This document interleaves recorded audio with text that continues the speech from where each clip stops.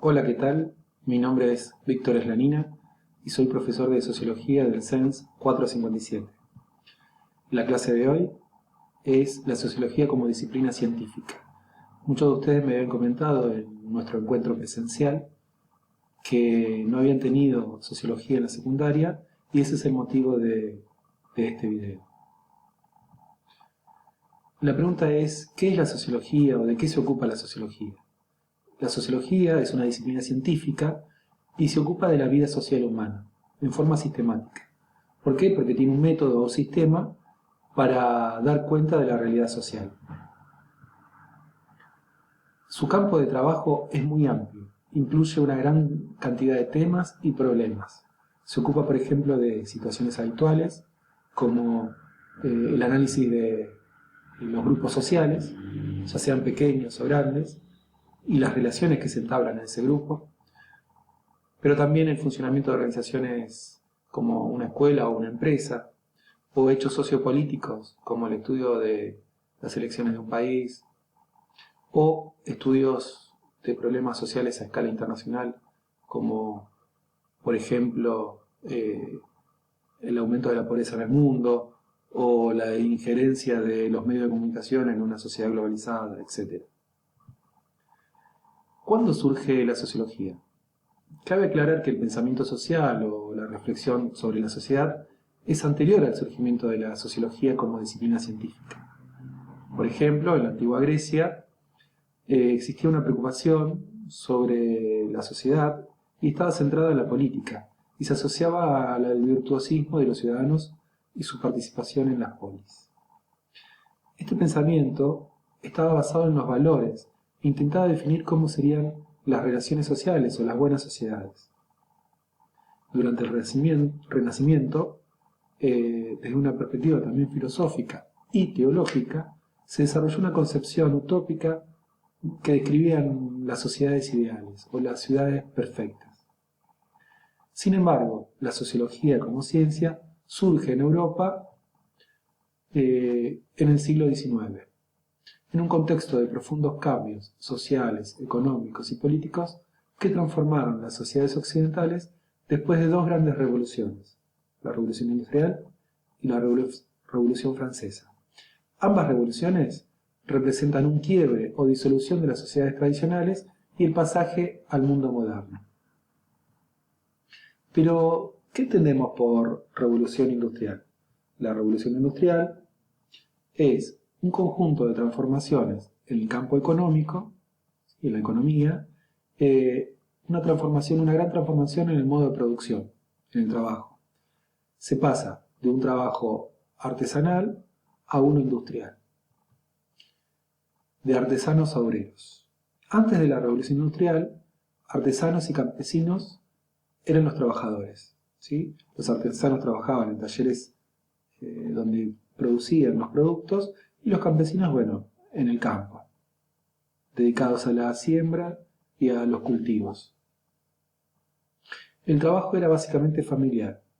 Se trabajaba en un taller o los campesinos en su parcela. En el taller hacían la totalidad de los productos, ¿sí? A lo sumo había algún aprendiz que los ayudaba a los artesanos, pero tenían control total del producto, disponían de su tiempo y eran dueños de lo que producían y después lo comercializaban en las ferias. En cambio, después de la Revolución Industrial, esos artesanos y campesinos migraron del campo y de los talleres a las grandes ciudades, donde estaban las fábricas, y se convirtieron en obreros.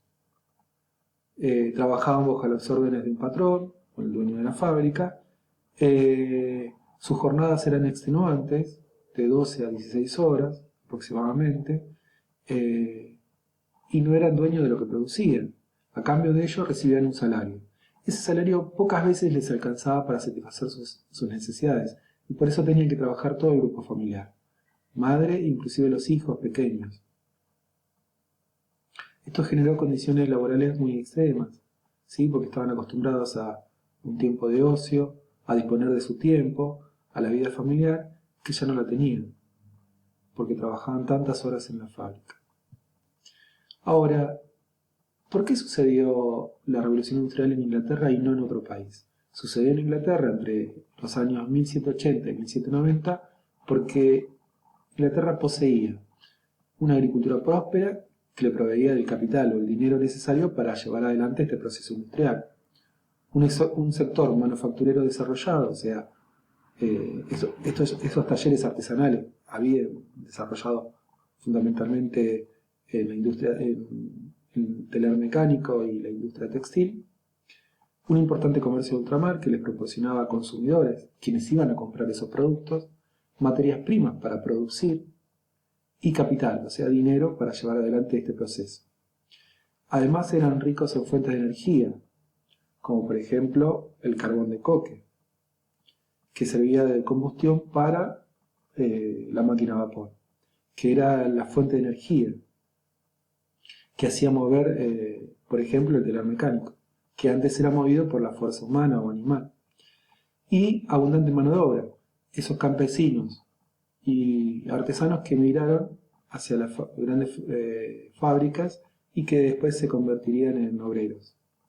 Al mismo tiempo tenían una mentalidad burguesa, con ganas de enriquecerse, que no tenían otros países. ¿Sí? Esta idea de la riqueza no estaba bien visto por la sociedad medieval católica, ¿sí? Donde la pobreza era un bien. Un gobierno que apoyaba el desarrollo industrial, eso era muy importante. El gobierno inglés apoyó cada medida de su sector más emprendedor, el burgués.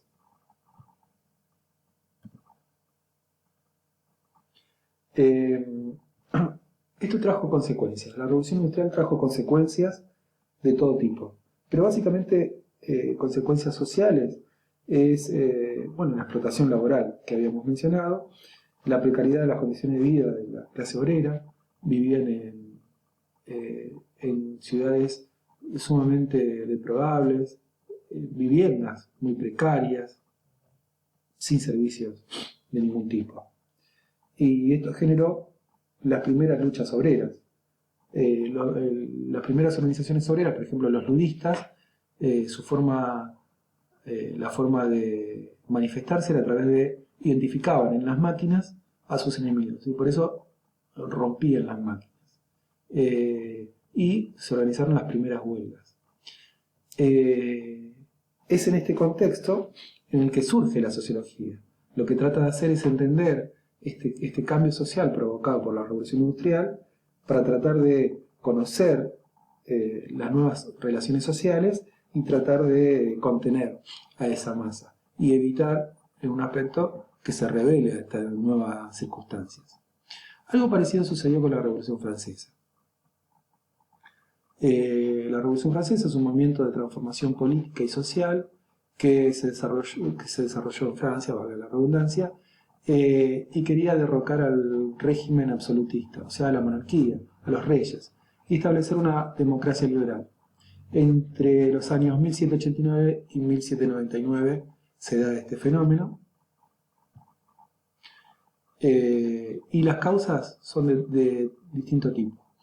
Causas económicas, la bancarrota fiscal francesa, o sea, recaudaba poco, la desigualdad tributaria, no todos pagaban impuestos, por ejemplo los nobles y el clero no pagaban impuestos, solamente el tercer estado, o sea, el resto de la sociedad.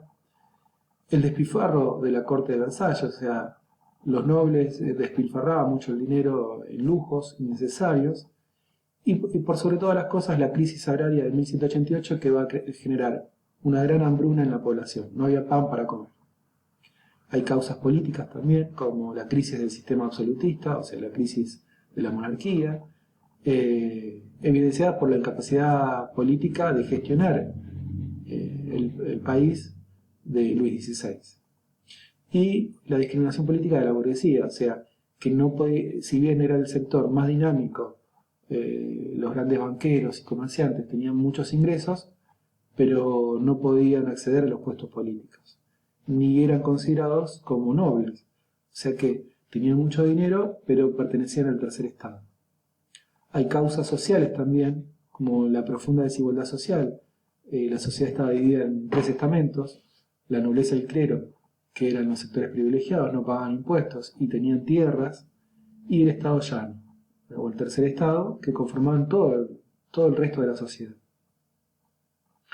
Había causas ideológicas también, la influencia de las ideas liberales de la Ilustración, que proponían, bueno, una sociedad de ciudadanos iguales, iguales en derechos civiles y derechos políticos, que ellos reclamaban.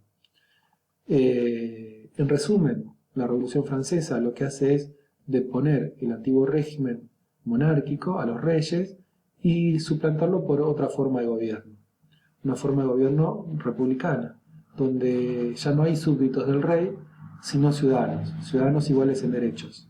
Esos derechos pueden ser civiles o políticos y elegían a sus propios representantes. Ahora bien, en función de esto nosotros vamos a hacer una serie de actividades. Estas actividades van a girar en torno a dos puntos. El primer punto, tienen que leer un breve texto, sobre la educación permanente. La idea es que ustedes puedan hacer una reflexión sobre el texto. ¿Sí? ¿Esto qué quiere decir? Una reflexión sobre el texto. Explicar lo que entendieron o qué les parece acerca del texto que leyeron. La educación permanente es un texto que habla acerca de la idea de que las personas, no importa la edad que tengan, siempre tenemos algo para aprender. Desde que nacemos hasta el último día de nuestras vidas, el hombre o la persona tiene que aprender. Y de eso se trata el texto. Y después lo que tienen que hacer es responder una pregunta: ¿cuál es la motivación que ustedes tienen para retornar a los estudios en este momento de sus vidas? Bueno, entonces la actividad 1 gira en torno a hacer una reflexión sobre el texto de la educación permanente y después explicar mínimamente cuáles son los motivos que los llevaron a ustedes a retomar los estudios secundarios en este momento de sus vidas. Fíjense que esta es una imagen que ilustra bien este proceso de aprendizaje continuo de las personas desde que nacemos hasta el último día de nuestras vidas.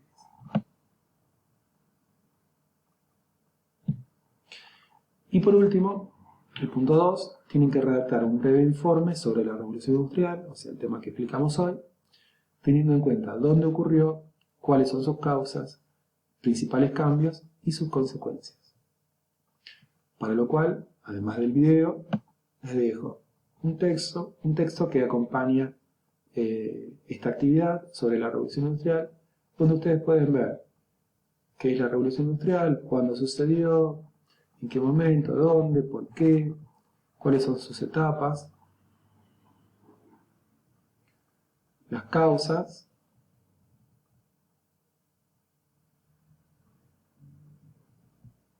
y las consecuencias.